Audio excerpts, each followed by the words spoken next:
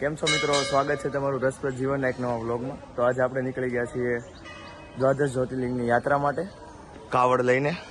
તો ચાલો સ્ટાર્ટ કરીએ.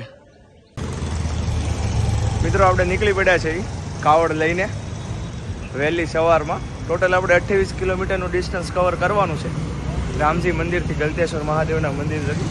અને ત્યાં આપણે કાવડના ગંગાજળથી અભિષેક કરશું. તમારે કાંઈ બે શબ્દો અમારા યુટ્યુબના ભક્તો માટે કહેવા હોય તો? હર હર મહાદેવ, હર હર મહાદેવ.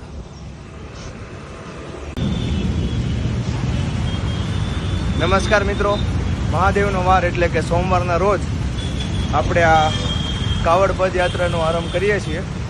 આ યાત્રા આપણે ગુજરાત રાજ્યના સુરત શહેરના નાના વરાછા વિસ્તારમાંથી શરૂ કરી છે. આ યાત્રા આપણે દ્વાદશ જ્યોતિર્લિંગ એટલે કે 12 જ્યોતિર્લિંગની છે. અને આ યાત્રાના માધ્યમથી આપણે વધારેમાં વધારે લોકોને આધ્યાત્મના માર્ગે દોરવા ઈચ્છીએ છીએ. તો આ સફરમાં મારી હારે તમે આવો અને જુઓ કે મારી યાત્રા કેવી રહી. મુસાફરી કરતા કરતા તો સવારમાં ફૂલ જોશે નીકળાતા આપણે, એકદમ વધારે ઉત્સાહે. પણ જોશને બરકરાર કરવા માટે આપણી હારે છે એડવોકેટ AK રાદડિયા. તો બોલો. આવીશ તો જોશ. હાય સર. હર હર મહાદેવ. હર હર મહાદેવ. મિત્ર, વાત કરતા કરતા જ આપણને એક વાત યાદ આવી કે શેર કરવાની હતી તમારી યારે કે ભક્તિ કોને કહેવાય એમ.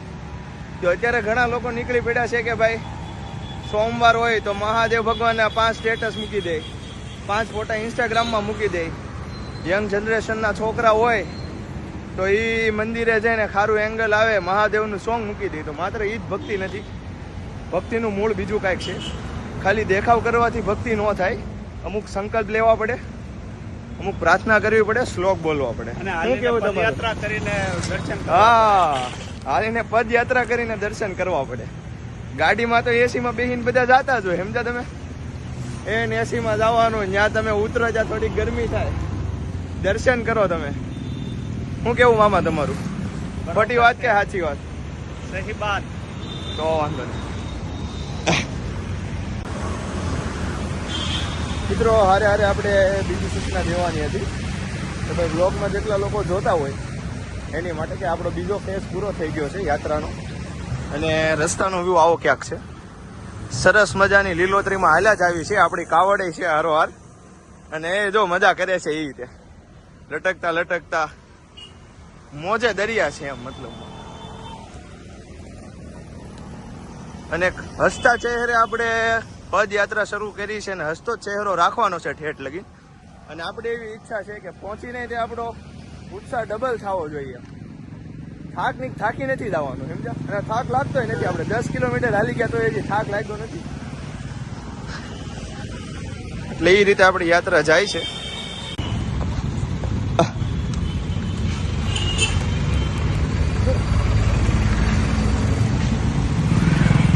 વાહ ભાઈ વાહ, ગૌ માતાના દર્શન થઈ ગયા. હારો હારો ભાઈ, જય ગૌ માતા. નાની આમથી પેટ પૂજા કરીને આપણે હવે રવાના થઈ ગયા છે. એવી પાછા યાત્રા થઈ ગઈ છે પાછી શરૂ.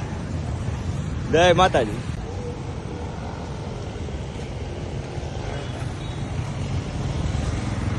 મિત્રો, ફરી એકવાર બ્રેક લઈ લીધો છે આપણે પાછું. થોડુંક ફ્યુલ અપ થઈ જાય એટલે ગાડી પાછી પિકઅપ પકડી લઈ. બાકી હજી ઉત્સાહમાં હજી કમી થાય છે નહીં.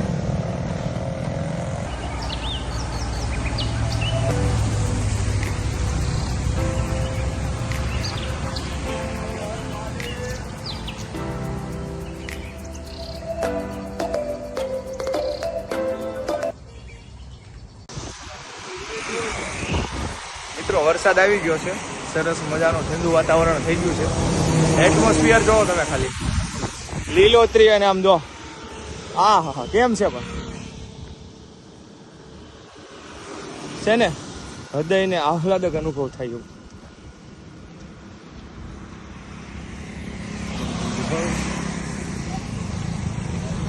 ખાલી વાત લડી.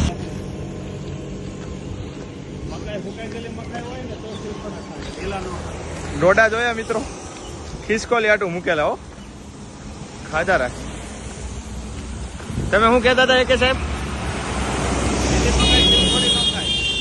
બરાબર. સુકાઈ ગયેલી હોય તો જ ખાય એમ ને?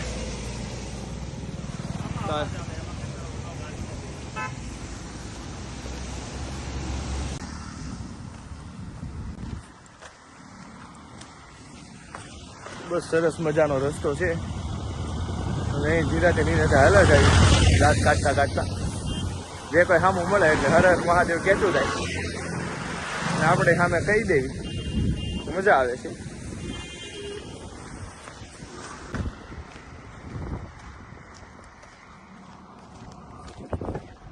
વાતાવરણ એકદમ સાફ થઈ ગયું છે, સરસ મજાનો પવન એવો આવવા માંડ્યો છે એટલે વધારે મજા આવે છે હાલવાની. રસ્તો મસ્ત આવે છે, ખાલી ઝાડવા જો આખા રસ્તો આખો ઢકાઈ ગયો છે એટલા ઘણા ઝાડવા છે બોલો.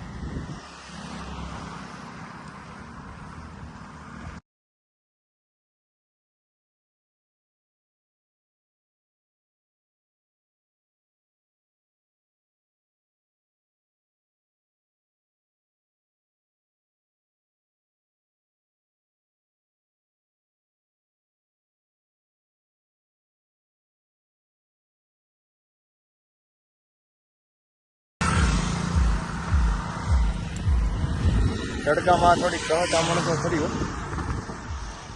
તડકો લાગે છે વધારે, નજારો જોરદાર છે. આજુબાજુ લૂ વધારે લાગે છે.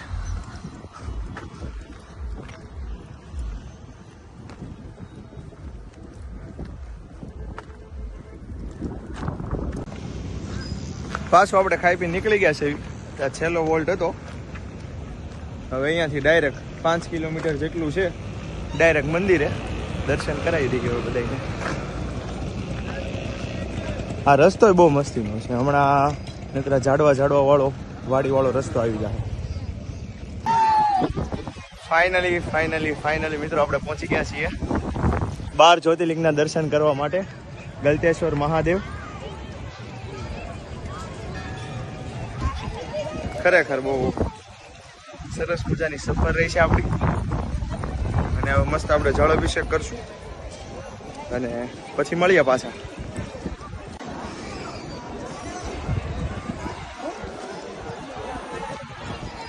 ગલતેશ્વર મહાદેવ મંદિર, એની નીચે આપણે મ્યુઝિયમ પાર્કની જેમ 12 જ્યોતિર્લિંગો બનાવેલા છે, તો આપણે એને દર્શન કરશું અને પછી આપણે કાવડ યાત્રાનું જલ ચડાવશું.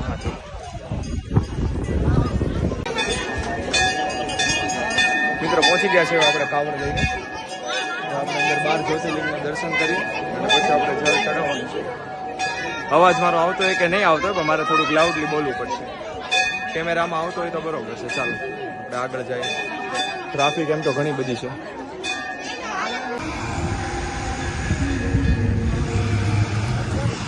મિત્રો આપણે દ્વાદશ જ્યોતિર્લિંગ પદયાત્રાની આપણે અહીંયા સમાપ્તિ કરીએ છીએ ખૂબ જ ઉત્સાહ અને હરખ સાથે. ચાલો તો ફરી વાર મળીએ.